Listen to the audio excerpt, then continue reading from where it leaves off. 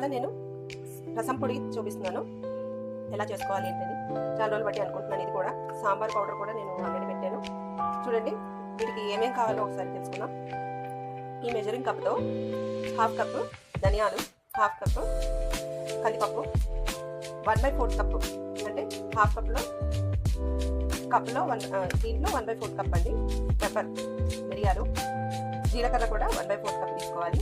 గుప్పెడి నిండా కరివేపాకు, ఒక 1/2 కప్ వచ్చేసి 1/2 కప్ ఎండుమిర్చి అండి. ఇవి వీటికి కావాల్సిన పదార్థాలు. ఒక చిన్న పసుపు కొమ్ము, పసుపు అయినా వేసుకోవచ్చు, పసుపు కొమ్ము అయినా వేసుకోవచ్చు. ఓకేనండి, ఇప్పుడు తయారీ విధానం చూద్దాం.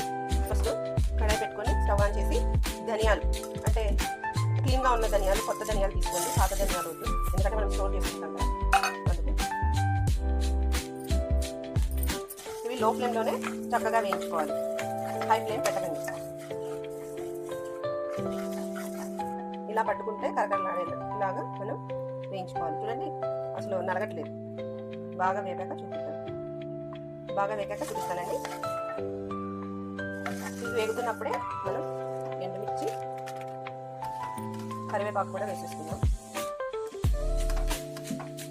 దాంతోపాటు ఇవి కూడా చక్కగా వేగిపోతాయి అన్నమాట.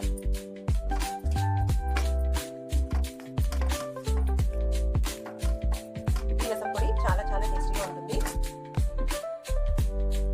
చూడండి, ధనియాలు మనకి ఇలా పట్టుకుంటే ఇలాగా పొడి పెట్టుకోవాలి. ఇప్పుడు మనకి పర్ఫెక్ట్గా ధనియాలు అన్నీ వేసిపోయాయి. చూడండి, మనం సపరేట్గా ఈ కరివేపాకు కనుక వేయిస్తే నల్లగా అయిపోతుంది, మాడిపోతుంది. అందుకని ఇలా వేగేటప్పుడే ఈ కరివేపాకు కూడా వేస్తే గ్రీనరీగా చాలా బాగుంటుంది అన్నమాట. అందుకని మనం సపరేట్గా ఉంది ఇలా వీటిలోనే వేసుకుంటే చక్కగా వేగిపోతుంది. ఎలాగో లో ఫ్లేమ్లో వేసుకుంటాం కాబట్టి ఆ వేడికి బాగా చక్కగా వేగిపోతుంది. ఓకేనా, ఇప్పుడు ఇవి మనం తీసేద్దాం. నెక్స్ట్ మిరియాలు, జీలకర్ర రెండు కలిపి చక్కగా వేయించుకుందాం. అది కూడా లో ఫ్లేమ్లోనే పెట్టుకోవాలి, హై ఫ్లేమ్లో పెట్టుకోకూడదు.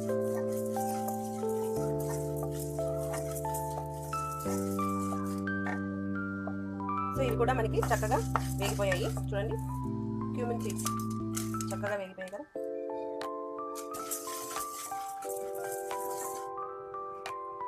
ఇవి కూడా పక్కన తీసేసి ఇప్పుడు కందిపప్పు వేయించుకుందాం. కందిపప్పు వేయించుకున్నాము. ఇవి కూడా లో ఫ్లేమ్లోనే చక్కగా మంచి సువాసన వచ్చేంత వరకు బ్రౌన్గా అంటే గోల్డెన్ బ్రౌన్గా వస్తుంది, అంతవరకు చక్కగా వేసుకోవాలి. చూడండి, చక్కగా వేసుకోవాలి. పూర్తిగా చల్లారిన తర్వాత మనం గ్రైండ్ చేసుకుందాం. చూడండి, చక్కగా చల్లారిపోయాయి. ఇవి మనం మిక్సీ పట్టేస్తాం. పసుపు కొంచెం ఉంది కదండి, ఇలాగా దంచి వేసేసుకోండి. సో ఇదంతా మిక్సీ పట్టేసి ఒకసారి చూపిస్తాను. చూడండి, కాస్త ఓపిక చేసుకొని మనం చేసుకుంటే ఈ కప్పుతో అంటే ఈ గ్లాస్, టీ గ్లాస్ అనేది గ్లాస్తో మనకి 4.5 గ్లాసు అయిందనమాట. సో ఇది బరకగానే ఉండాలండి, ఫైన్ పౌడర్ ఏం అవసరం లేదు. మనము రసం చేసేటప్పుడు వెల్లుల్లిపాయి ఇది జస్ట్ అలా దంచేసుకుంటే, రోట్లో దంచేసుకొని మనం రసం కాంచుకుంటే చాలా రుచిగా ఉంటుంది. ఒకసారి నేను చెప్పిన విధంగా మీరు ట్రై చేసి చూడండి, తప్పకుండా మళ్ళీ కామెంట్ చేస్తారు చాలా బాగుందండి. ఒకసారి ఇలాగా ట్రై చేసి చూడండి. ఓకేనండి, నేను చేసిన వీడియో మీకు నచ్చినట్లయితే ఒకసారి లైక్ చేయండి, షేర్ చేయండి, తప్పకుండా కామెంట్ చేయండి, మర్చిపోకుండా సబ్స్క్రైబ్ చేయండి. ఓకేనండి, థ్యాంక్ యూ ఫర్ వాచింగ్. తర్వాత నెక్స్ట్ వీడియోలో కలుద్దాం. బాయ్ అండి.